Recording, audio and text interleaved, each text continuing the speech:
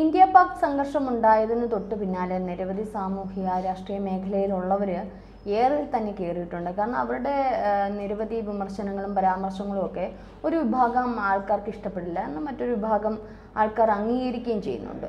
അത്തരത്തിൽ പ്രത്യേകിച്ച് നമ്മുടെ കേരളത്തിലെ ഇടത് വലതുപക്ഷ പാർട്ടികളൊക്കെ ഇത്തരത്തിലുള്ള ഇപ്പോൾ എം സ്വരാജ് ആണെങ്കിലും മുഖ്യമന്ത്രി ആണെങ്കിലും ഇനി മോഹൻലാൽ, പൃഥ്വിരാജ് ഇവരൊക്കെ ചെയ്യുന്ന ഓരോ പോസ്റ്റുകൾക്കും അനുകൂലമായിട്ടും പ്രതികൂലമായിട്ടും ഒക്കെ ആൾക്കാർ ഉണ്ട്. പക്ഷേ നമുക്കറിയാം പാകിസ്ഥാന് അനുകൂലമായിട്ടുള്ള പോസ്റ്റ് ഇട്ടവരെയൊക്കെ കയ്യോടെ പൊക്കി ജയിലിൽ അടച്ചിരിക്കുകയാണ് നമ്മുടെ പോലീസ്. അത് കേരളത്തിൽ തന്നെയുള്ള ചില മഹാന്മാരുണ്ട്.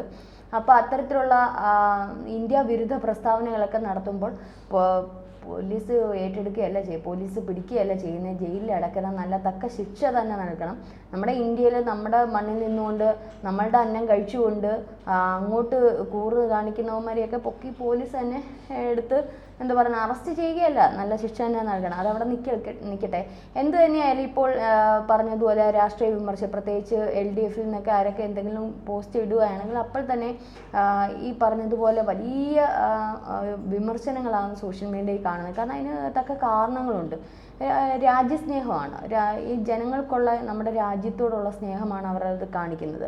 അപ്പോൾ രാഷ്ട്രീയമാകാം, പക്ഷേ രാഷ്ട്രീയപരമായിട്ട് വിമർശിക്കേണ്ടുന്ന സമയമല്ല ഇത് എന്ന് പല തവണ പല പാർട്ടികളും പല ഈ തരത്തിലുള്ള ഓരോ പാർട്ടികളുടെയും മുകളിലുള്ളവർ തന്നെ പറയുമ്പോൾ വീണ്ടും വീണ്ടും വീണ്ടും ചില പരാമർശങ്ങളൊക്കെ നടത്തുമ്പോൾ ഇതിന് പ്രതികൂലമായിട്ട് ജനങ്ങൾ ഇറങ്ങി എന്നുള്ളതാണ്. ഇപ്പോൾ അഖിൽ മാരാർ ആണ് ഇപ്പോൾ തൽക്കാലം ഏറി നിൽക്കുന്നത്. അഖിൽ മാരാർ അറിയാം, അദ്ദേഹത്തിൻ്റെ പല വിമർശന പോസ്റ്റുകളും പല കാര്യങ്ങളിലും അദ്ദേഹത്തിൻ്റെ നിലപാടുകൾ അറിയിക്കാറുണ്ട്. അത് ഒരുപാട് ആൾക്കാർ അത് സ്വാഗതപൂർവ്വം സ്വീകരിക്കാറുണ്ട്. അഖിൽ മാരാറിനെ എല്ലാവർക്കും അറിയാം, കാരണം സംവിധായകനാണ്, ബിഗ് ബോസിൽ പണ്ട് ഉണ്ടായിരുന്ന ഒരു താരമായിരുന്നു.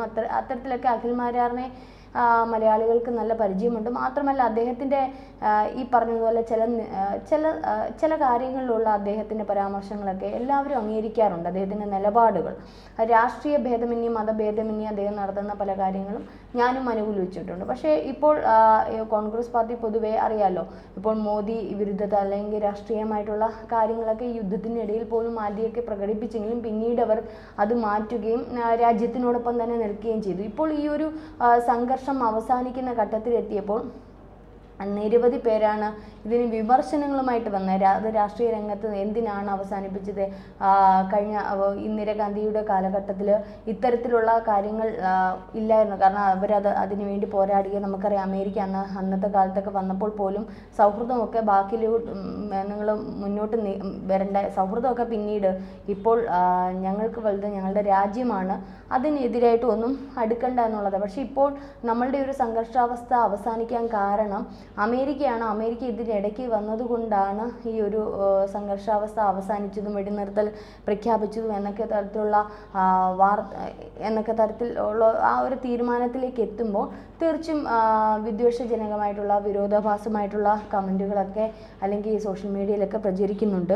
അപ്പോൾ ഇത്തരത്തിൽ ഇപ്പോൾ അഖിൽ മാരാർ ഇപ്പോൾ പെട്ടുപോയിരിക്കുകയാണ്. അഖിൽ മാരാർ 2 ദിവസം മുമ്പ് ഈ ഒരു ഇതുമായിട്ട് ബന്ധപ്പെട്ട ഒരു പോസ്റ്റ് ഇട്ടിരുന്നു. ആ പോസ്റ്റ് ഇങ്ങനെയായിരുന്നു.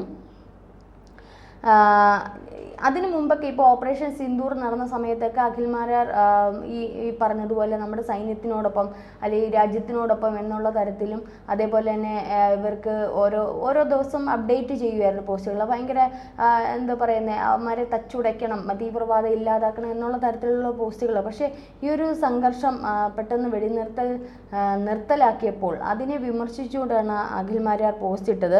അതിങ്ങനെയായിരുന്നു: ഇന്ദിരാഗാന്ധി കാണിച്ച ഒരു ധൈര്യം മോദി കാണിച്ചില്ല, ഇന്ത്യക്കെതിരെ ആണവായുധം പ്രയോഗിക്കും, ഇന്ത്യ ഞങ്ങളുടെ എയർക്രാഫ്റ്റ് തകർത്തിട്ടില്ല എന്നിങ്ങനെയുള്ള വെടികൾ അടിച്ച പാകിസ്ഥാൻ ആ വെടിവയ്പ് നിർത്തും എന്നായിരിക്കും കരാറിൽ എഴുതിയത്. അല്ലെങ്കിൽ അമേരിക്ക പറഞ്ഞാൽ നിർത്താൻ ഞങ്ങൾ ഇന്ത്യയല്ല എന്ന വെല്ലുവിളിയാകും. 2000 പാകിസ്ഥാൻ്റെ അടിയും മേടിച്ചു, രാജ്യത്തെ പൗരന്മാരുടെ ജീവനും പോയിട്ടും പാകിസ്ഥാൻ പറഞ്ഞപ്പോൾ എല്ലാം നിർത്തി എന്ന് പറഞ്ഞ് സർക്കാർ ഇല്ലാതാക്കിയത് ഈ രാജ്യത്തെ ഓരോ പൗരൻ്റെ ആത്മാഭിമാനമാണെന്ന് പറയാതെ വയ്യ.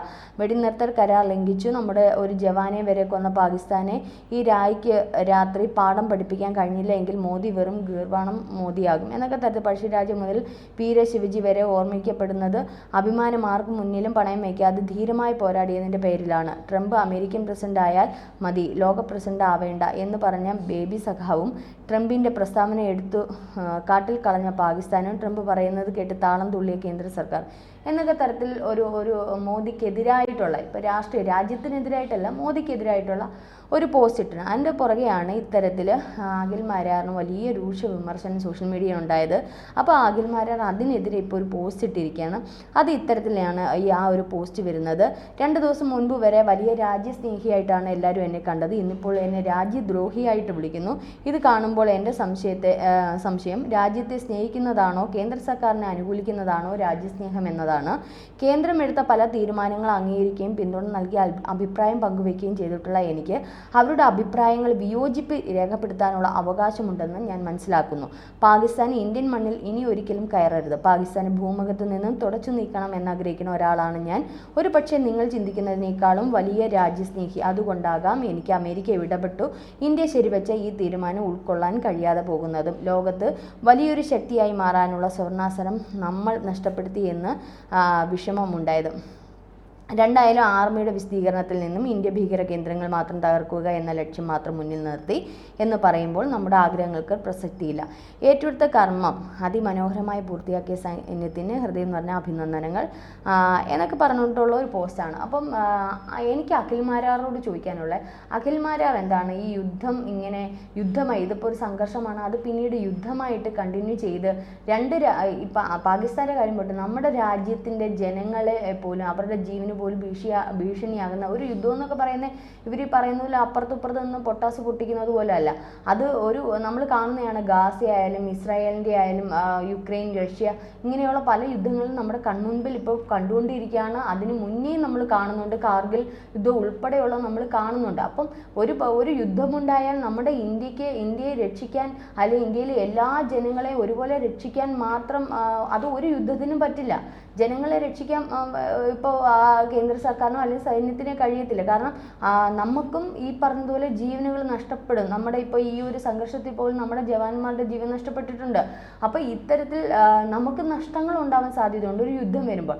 അപ്പോൾ അതിനെ പക്വതയോടുകൂടി നേരിട്ടതാണോ കേന്ദ്ര സർക്കാർ ചെയ്ത പാളിച്ച എന്നുള്ളതാണ് എനിക്ക് അഖിൽ മാരാറുടെ യുദ്ധം എന്ന് പറയുന്നത്. നിങ്ങൾക്ക് നിങ്ങളുടെ വീട്ടിലിരുന്ന് ഇതുപോലെയുള്ള പൊട്ടാസ് പൊട്ടിക്കുന്നതാണ് ഈ വാർത്തകളിൽ കാണുന്നോണം. ഫ്ലൈറ്റ് അങ്ങോട്ട് പോകുന്നു അല്ലെങ്കിൽ മിസൈൽ ഇങ്ങോട്ട് വരുന്നു, അതിനെ തടുക്കുന്നു. ഇതല്ല യുദ്ധം. അവിടെ നിൽക്കുന്നവർക്ക് ഈ ഒരു യുദ്ധമുഖത്ത് നിൽക്കുന്നവർക്കേ അറിയത്തുള്ളൂ അതിൻ്റെ ബുദ്ധിമുട്ട്, അല്ലെങ്കിൽ അതിൻ്റെ പ്രയാസങ്ങൾ, അതിൻ്റെ ടെൻഷനുകൾ എന്താണെന്നുള്ളത്. അത് അനുഭവിക്കുന്ന അതിർത്തി പ്രദേശങ്ങളിലെ ജനങ്ങളോട് ചോദിച്ചാൽ, നിങ്ങൾ ഒരിക്കലെങ്കിലും അവിടെ പോയി ഒന്ന് തിരക്കുക, അവിടെ ചോദിച്ചാലേ അറിയാം. അപ്പം യുദ്ധം ഒന്നിനും ഒരു പരിഹാരമല്ല. അത് ഇരു രാജ്യത്തും പ്രശ്നങ്ങൾ ഉണ്ടാക്കുകയുള്ളൂ, കൂടുതൽ വർദ്ധിപ്പിക്കുകയുള്ളൂ. ഒരു പക്ഷേ ഇത് കൃത്യമായിട്ട് അമേരിക്ക ഇടപെട്ടത് ചിലപ്പോൾ അതിന് എന്തെങ്കിലും ന്യായങ്ങൾ കാണും, എന്തെങ്കിലും കാരണങ്ങൾ കാണും. അത് വെറുതെ ആയിരിക്കില്ലല്ലോ. അപ്പം മറ്റെന്തെങ്കിലും കാരണങ്ങളില്ലാണ്ട് ഒരു യുദ്ധത്തിലേക്ക് കടക്കാതെ എന്നാൽ നമ്മൾ കൊടുക്കേണ്ടുന്നത് അവൻ്റെയൊക്കെ നട്ടെല്ലാം ഒടിച്ച് തന്നെ കൊടുത്തിട്ടുണ്ട്. 9 ഭീകര കേന്ദ്രങ്ങൾ ഉൾപ്പെടെ എത്ര പേരെ നമ്മൾ ഭീകരന്മാരെ കൊന്നിട്ടുണ്ട്.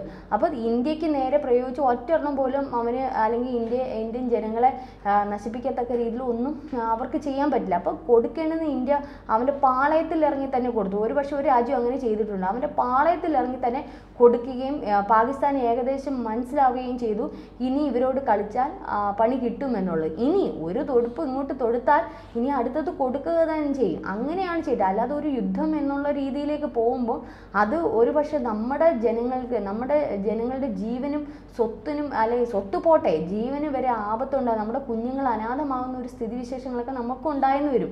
അഖിൽ മാരാർക്ക് അവിടെ ഇരുന്നുകൊണ്ട് പറയാം. പക്ഷേ അന്ന് ഇന്ദിരാഗാന്ധിയുടെ കാലഘട്ടമല്ല ഇന്നുള്ളത്. ശശി തരൂർ എങ്കിലും നിങ്ങളുടെ ഭാഗത്ത് നിന്ന്, കോൺഗ്രസിൻ്റെ ഭാഗത്ത് നിന്ന് പറയുമ്പോൾ നിങ്ങൾ ചിന്തിക്കുക, അന്ന് ഒരു ആണവായുധം വികസിപ്പിക്കുന്ന അല്ലെങ്കിൽ അത്തരത്തിലുള്ള ഒരു രാജ്യമായിരുന്നില്ല പാകിസ്ഥാൻ. പാകിസ്ഥാനെ സഹായിക്കാനും മറ്റു രാജ്യങ്ങളുണ്ട്, വൻപൻ ഈവൻ ഈ അമേരിക്ക പോലും ഉണ്ട്. അപ്പോൾ അതിനെ ബുദ്ധിപൂർവ്വം നേരിടുക എന്നുള്ളതാണ് നമ്മുടെ രാജ്യം കൈക്കൊണ്ടത്. അതിനെ സ്വാഗതാർഹം ചെയ്യാതെ കേന്ദ്ര സർക്കാരിനെയും രാഷ്ട്രീയപരമായിട്ടും വിമർശനങ്ങളെടുത്ത് ഇന്ദിരാഗാന്ധിയുടെ കാലം അല്ല ഇന്ന്. അന്ന് സോവിയറ്റ് യൂണിയൻ എന്ന് പറയുന്ന വമ്പൻ ശക്തി ഇന്ദിരാഗാന്ധിയുടെ പുറകെ ഉണ്ടായിരുന്നു. അവരെ നശിപ്പിക്കാൻ അമേരിക്കയ്ക്കോ മറ്റു ആർക്കും തടയില്ല. നടക്കുകയില്ല. പക്ഷേ ഇന്ന് റഷ്യ പോലും യുദ്ധമുഖത്ത് അവരുടെ രാജ്യത്തിലെ ജനങ്ങളെയും രാജ്യത്തെയും സംരക്ഷിക്കാതെ നമുക്ക് വേണ്ടിയിട്ട് അവർ നിൽക്കുമോ? ഒരു പരിധിയുണ്ട് എല്ലാത്തിനും. അപ്പോൾ അത്തരത്തിൽ ഒരു ഇനിയിപ്പോൾ പാകിസ്ഥാനെ പ്രതികൂലിക്കുന്ന രാജ്യങ്ങളാണ് കൂടുതലെന്ന് പറഞ്ഞു. പക്ഷെ ഒരു യുദ്ധം വരുമ്പോൾ ആരൊക്കെ അനുകൂലിക്കും ആരൊക്കെ പ്രതികൂലിക്കും അപ്പോഴേ കണ്ടറിയാൻ പറ്റും. അപ്പോൾ അത്തരത്തിൽ മോദി എടുത്ത ബുദ്ധിപൂർവമായിട്ട് എന്നാൽ കൊടുക്കേണ്ടുന്ന അപ്പടി തന്നെ നട്ടലൊടിച്ച് കൊടുക്കുകയും ചെയ്തു. തിരിച്ച് മറ്റുള്ള രാജ്യങ്ങൾക്കൊരു പരാതി പറയാൻ പോലും ഇടം കൊടുക്കാത്ത രീതിയിൽ കൊടുക്കുകയും ചെയ്തു. ആ യുദ്ധം ഇനി ഒരു തൊടുപ്പ് ഇങ്ങോട്ട് വിട്ടാൽ അതിന് അനുസരിച്ച് കൊടുക്കും എന്നുള്ള രീതിയിലും വന്നു. ഇനി കൊടുത്താൽ തന്നെ അമേരിക്ക ഉൾപ്പെടെയുള്ള ആർക്കും തന്നെ ചോദ്യം ചെയ്യാൻ പറ്റില്ല. കാരണം ഇതിൻ്റെ ഉത്തരവാദിത്തം അവർക്ക് തന്നെയാണ്, നമ്മളായിട്ട് അങ്ങോട്ട് പോകുന്നതല്ല. അപ്പോൾ അത്തരത്തിൽ ബുദ്ധിപൂർവമാണ് നമ്മുടെ ഒരു രാജ്യം. ഒരു രാജ്യത്തിൻ്റെ ഭരണാധികാരി എപ്പോഴും നോക്കേണ്ട രാജ്യത്തിൻ്റെ സുരക്ഷിതത്വം, രാജ്യത്തിൻ്റെ ജനങ്ങളുടെ ജീവനും സ്വത്തിനും ഭീഷണിയാകുന്നതിനെ എതിർക്കുക എന്നുള്ളതാണ്. അല്ലാതെ ഒരു വ്യക്തിയുടെ അല്ലെങ്കിൽ ഒരു രാഷ്ട്രീയ പാർട്ടിയുടെ മേൽക്കോയ്മയ്ക്ക് വേണ്ടി ഇപ്പം മോദിക്ക് യുദ്ധം ചെയ്യാം, സൈന്യമുണ്ട് യുദ്ധം ചെയ്യാം, പക്ഷെ അതിന് നാശനഷ്ടങ്ങൾ ഉണ്ടാകുമ്പോൾ ഇതേ അഖിൽമാരാർ പറയും മോദി മനഃപൂർവ്വം യുദ്ധം ചെയ്ത് ജനങ്ങളെ കൊന്നതാണ്, അല്ലെങ്കിൽ മോദിയുടെ ഇത്തരത്തിലുള്ള വാശിയാണ് ഇന്ന് ജനങ്ങളെല്ലാം കഷ്ടപ്പെടുന്നതിന് കാരണം എന്ന് ഇതേ അഖിൽമാരാർ ഇതേ പാർട്ടിയൊക്കെ പറഞ്ഞു തന്നിരിക്കും. അപ്പം ഇത് എന്തുകൊണ്ടും കൃത്യമായിട്ടുള്ള തീരുമാനം തന്നെയാണ്.